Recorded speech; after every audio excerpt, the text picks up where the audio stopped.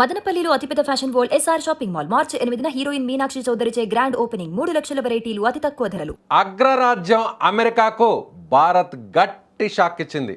Iran యుద్ధ నౌకల వేటలో ఉన్న డొనాల్డ్ ట్రంప్ సర్కార్కు ఇండియా ధీటైన సమాధానం చెబుతోంది.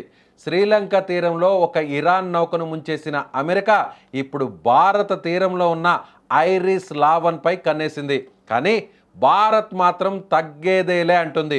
మా తీరానికి అతిథిగా వచ్చిన నౌకను టచ్ చేస్తే ఊరుకునేది లేదు అన్నట్లుగా భారత్ వ్యవహరిస్తోంది. కొచ్చి తీరంలో ఆశ్రయం పొందుతున్న ఇరాన్ నౌక విషయంలో భారత్ తీసుకున్న ఈ సంచలన నిర్ణయం ఇప్పుడు ప్రపంచవ్యాప్తంగా ప్రకంపనలను సృష్టిస్తోంది. సరిగ్గా 3 రోజుల క్రిందట శ్రీలంక తీరంలో ఇరాన్ యుద్ధ నౌక ఐరిస్ డేనాను అమెరికా క్షిపణులతో ధ్వంసం చేయడం సంచలనం సృష్టించింది. ఆ దాడి వెనుక ట్రంప్ సర్కార్ పక్కా వ్యూహం ఉంది. అయితే అదే సమయంలో మరో ఇరాన్ యుద్ధ నౌక ఐరిస్ లావన్ భారత్ తీరానికి చేరుకోవడం ఇప్పుడు చర్చనీయాంశంగా మారిపోయింది. సాంకేతిక కారణాలతో కొచ్చి తీరంలో ఆశ్రయం కోరిన ఇరాన్ నౌకకు భారత్ తలుపులు తెరిచింది. కానీ ఇక్కడే అసలు ట్విస్ట్ మొదలైంది. ఒకవైపు అమెరికా ఇరాన్ నౌకలను వేటాడుతుంటే భారత్ మాత్రం తన తీరంలో ఇరాన్ నౌకకు రక్షణ కల్పించడం ట్రంప్కు మింగుడు పడడం లేదు. అయితే భారత్ మాత్రం చాలా స్పష్టంగా ఉంది. మా సముద్ర జలాల్లోకి మా అనుమతితో వచ్చిన ఏ నౌకపైనైనా దాడి జరిగితే అది భారత సార్వభౌమత్వానికే సవాల్గా భావిస్తామని ఢిల్లీ వర్గాలు స్పష్టం చేస్తున్నాయి. డొనాల్డ్ ట్రంప్ దూకుడుకు అడ్డుకట్ట వేస్తూ భారత్ ఈ నౌకకు అందులోని 183 మంది సిబ్బందికి అభయహస్తం ఇచ్చింది.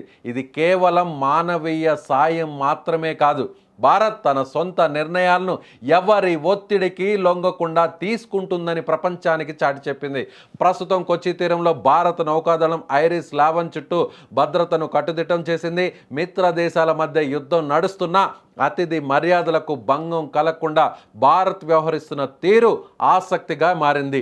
ట్రంప్ హెచ్చరికలను బేఖాతరు చేస్తూ భారత్ తీసుకున్న ఈ స్టాండ్ ఆసియా రాజకీయాల్లో సరికొత్త మలుపును తిప్పబోతుంది. సముద్రంలో సమరానికి సై అంటున్న ట్రంప్ భారత్ రక్షణ కవచాన్ని దాటి ఇరాన్ నౌకని ఏం చేయగలడు అన్నది ఇప్పుడు $1 మిలియన్ ప్రశ్నగా మారింది. ఎస్, ఐఎన్ఎస్ డేనా ఇరాక్కు సంబంధించినటువంటి నావల్ షిప్ విశాఖపట్నంలో జరిగినటువంటి మిలాన్ 2026 ఫ్లీట్లో పాల్గొని తిరుగు ప్రయాణంలో ఎక్కడా కూడా యుద్ధంలో పార్టిసిపేట్ చేయకుండా విశాఖపట్నం తీరం నుంచి నేరుగా అదేవిధంగా హిందూ మహాసముద్రం జలాలు దాటి అరేబియా సముద్రంలోకి ప్రవేశించాల్సినటువంటి ఐఎన్ఎస్ డేనాను ఒక్కసారిగా భారత జలాలు దాటి శ్రీలంక జలాలలోకి ప్రవేశించగానే అప్పటి వరకు అదును చూసి ఉన్నటువంటి అమెరికా సబ్మెరైన్ నేరుగా సబ్మెరైన్తో ఒక్కసారిగా ఒక క్షిపణి లాంటి టార్పిడోను పంపించి నేరుగా ఈ ఐఎన్ఎస్ డేనాను ఒక్కసారిగా బ్లాస్ట్ చేయడం జరిగింది. దాదాపుగా 100 మంది పైగా చనిపోవడం జరిగింది. 30 మంది, అందులో 180 మంది ప్రయాణిస్తుంటే అందులో మిగిలినటువంటి వారందరినీ కూడా ప్రాణాలతో రక్షించడానికి సమీపంలో ఉన్నటువంటి శ్రీలంక తీరానికి సంబంధించినటువంటి కోస్ట్ గార్డుకు సంబంధించిన సిబ్బంది, ఇతర నావల్ స్టాఫ్ వాళ్ళందరినీ ఇమీడియట్గా రెస్క్యూ చేసి హాస్పిటల్లో ఇప్పుడు ప్రజెంట్ వాళ్ళకి ట్రీట్మెంట్ అందిస్తున్నారు. శ్రీలంక జలాల్లో ఉన్నప్పుడు అమెరికా ఇరాన్ షిప్ను కొట్టడం వేరు.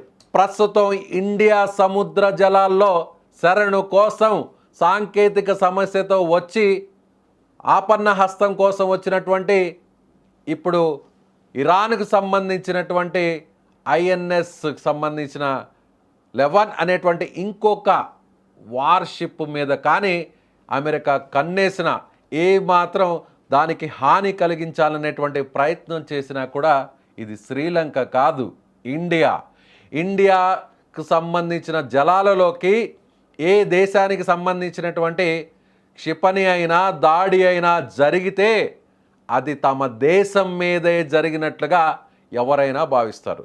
సో చాలా స్పష్టంగా చెప్పడం జరిగింది. ఇప్పుడు ఆల్రెడీ దాడి జరిగినటువంటి ఐఎన్ఎస్ డేనా మమ్మల్ని కోరలేదు, మమ్మల్ని సాయం కోరలేదు. నిజంగా తమను సాయం కోరి ఉంటే మా వంతు సహాయం అందించి దానికి ఆశ్రయం కల్పించేవాళ్ళం, భారత జలాల్లోనే సేఫ్గా ఉంచేవాళ్ళం అనేటువంటి విషయాన్ని కూడా భారతదేశానికి సంబంధించినటువంటి అధికార వర్గాలు కూడా చెప్పకనే చెబుతున్నాయి. జరగాల్సింది జరిగిపోయింది. ఇంకొక షిప్, ఇదే ఇరాన్కి సంబంధించినటువంటి షిప్ ఇప్పుడు నేరుగా అరేబియా సముద్ర జలాల్లోకి ప్రవేశించి తిరిగి మరికొన్ని రోజుల్లో ఇరాన్కు చేరుకుంటుంది అనేటువంటి సమయంలోనే ఆల్రెడీ శ్రీలంక సమీపంలో ఉన్నటువంటి శ్రీలంక జలాల్లో ఉన్నటువంటి ఒక నౌక మీద అమెరికా దాడి చేయడంతో వెంటనే అలర్ట్ అయినటువంటి ఇరాన్ షిప్ ఇప్పుడు భారత్ను శరణు కోరింది. టెక్నికల్గా ప్రాబ్లం వచ్చింది, మా షిప్ ఇమీడియట్గా మీ తీరానికి వస్తాం, మాకు రక్షణ కల్పించండి అని శరణు కోరడంతో ఇరాను, ఇజ్రాయిల్ ఈ రెండు దేశాలు మనకి మిత్ర దేశాలు కాబట్టి, యుద్ధానితో తమకు సంబంధం లేదు కాబట్టి తమను శరణు కోరి వచ్చినటువంటి వీరికి ఆశ్రయం కల్పించి ఈ ఇరాన్కి సంబంధించినటువంటి షిప్ చుట్టూ రక్షణ వలయంలా మన naval officers and Coast guards ఇతర సిబ్బంది అంతా కూడా అక్కడ రక్షణ ఇస్తున్నటువంటి పరిస్థితి. శ్రీలంక తీరంలో ఉన్నటువంటి షిప్ మీద దాడి చేయడం కాదు, ఇరాన్ షిప్ మీద దాడి చేయడం కాదు, ఇప్పుడు భారత సముద్ర జలాల్లో సేఫ్గా ఉన్నటువంటి ఈ షిప్ని టచ్ చేస్తే ఇండియా పవర్ ఏంటో చూస్తావు అన్నట్టుగా చెప్పకనే చెప్తోంది ఇండియా పవర్ ఏంటో చెప్పకనే ప్రపంచ దేశాలకు చెప్పింది. ఇప్పటి వరకు ఏ దేశం కూడా ముందుకు వచ్చి ఇరాన్కు ఇలాంటి సహాయం అంటే నేరుగా యుద్ధంలో పాల్గొనడం అని కానీ, యుద్ధానికి సంబంధం అని కానీ ఎక్కడా భారత్ చెప్పడం లేదు.